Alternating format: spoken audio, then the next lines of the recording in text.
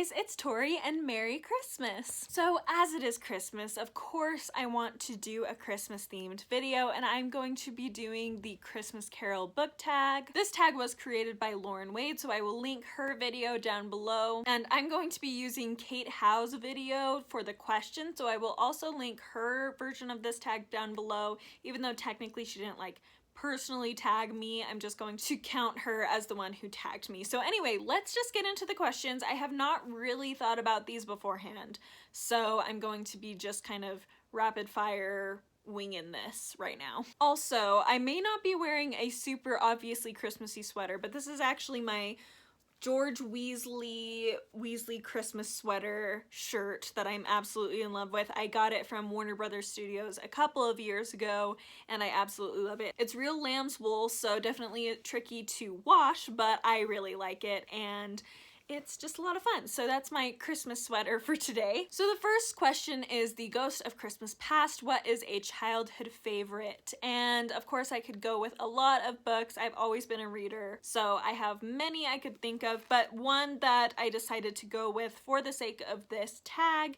and because I don't see it much on BookTube, so I feel like some people might be interested in reading it, is Fablehaven by Brandon Mull. This is a middle grade series following a brother and sister, and because their parents are going on some long vacation, I believe, they end up having to stay with their grandparents, who they don't really know. These grandparents have kind of kept aloof from them most of their lives. They never really leave their house, and they live in this house in Connecticut that's on this huge piece of land, and it's just covered in forests, and it seems like a lot of fun. However, when they get there, they're told they must stay within the yard of the house, that they don't have any electronics, so there's no electronics to play with, and they just kind of are a little bored. However, they start to realize that maybe this land that their grandparents live on is not all that it seems. In fact, there may be magical creatures living on this particular spot of land, and things kind of go on from there. It's such a fun, interesting world and story. I will say the writing is not my favorite. Unfortunately, Brandon Mull just has a style of writing that isn't great. However, the world he creates in this series is wonderful. There's 5 books, they're easy to get into, and actually there's a spin-off series that I'm currently in the middle of that's slowly been coming out recently, and I'm loving that just as much. So definitely a fun world if you just want to get lost in a middle grade that kind of has a more, I don't want to say urban fantasy setting, but you know, it's set in our worlds, but there's a magical element to it, similar to Harry Potter, although it's not exactly the same because it's more magical creatures rather than wizards. But anyway, really, really fun, and yeah, loved this growing up.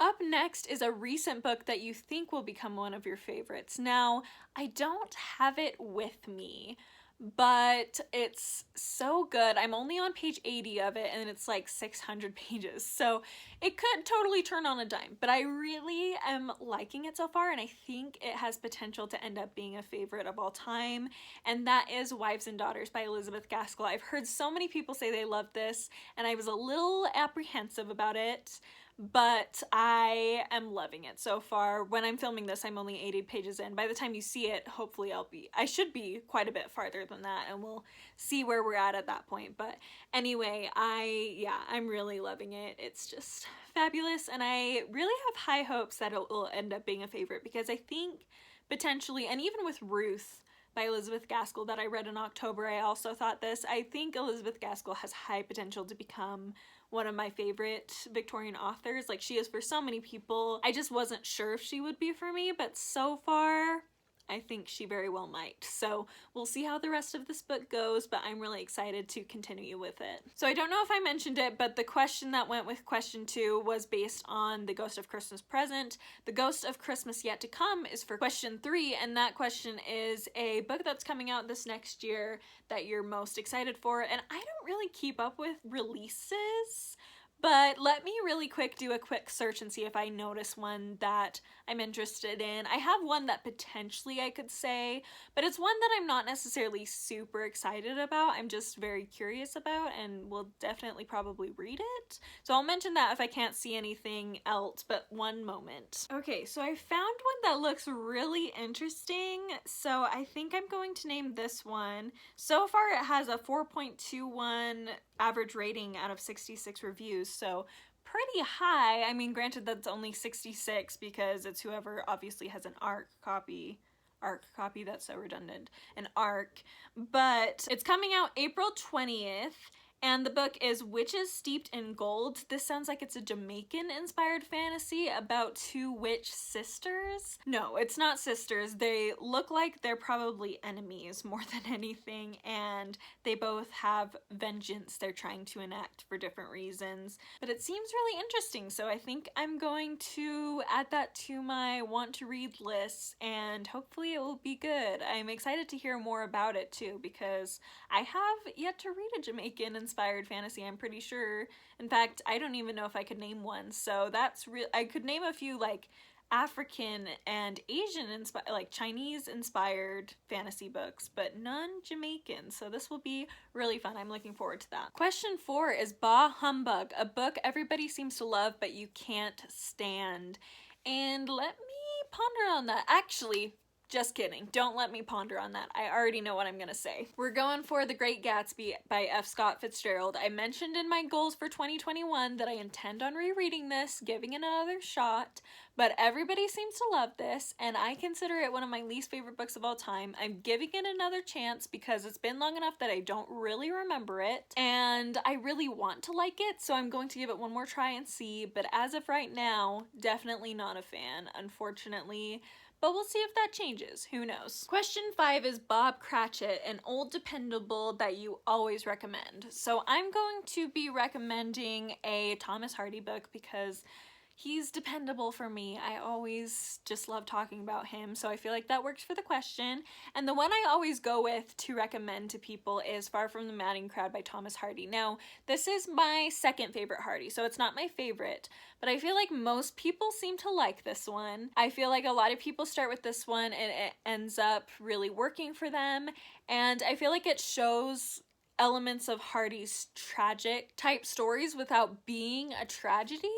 So I think it just works really well to start with Hardy. I also think it's good for starting with Victorian literature as well.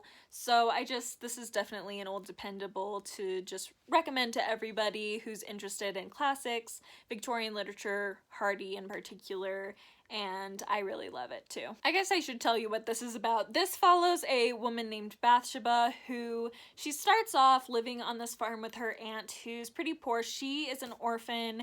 She has a good education but not really anything else, but she catches the attention of a man named Gabriel Oak who owns a farm nearby, and he actually proposes to her. However, she's a very independent woman and she ends up turning him down because she just doesn't want to get married, to be frank. As time goes on, both of their social situations change and he ends up falling socially, she ends up rising up quite a bit, and she ends up catching the attention of two other men of very different backgrounds, and it's sort of a discussion of love, what real love is, and it looks really interestingly at women's position in Victorian society and just social class in general, and I really, really like it. So definitely pick it up if you are curious about Hardy or Victorian literature or classics. This is just a really, really great read. And question 6 is Tiny Tim, a book that is underhyped that you think deserves more love.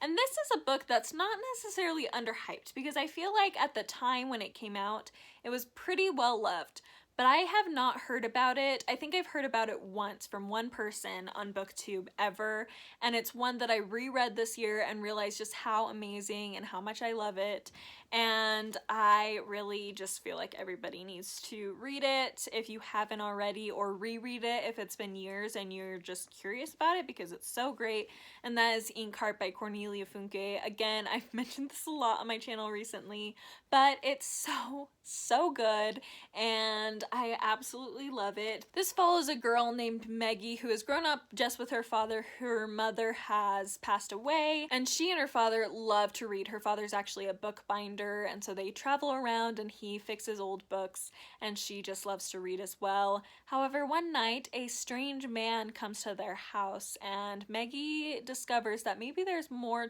to her father's past than she realized, and maybe there's more to her mother's death or possible simple disappearance than she originally assumed as well.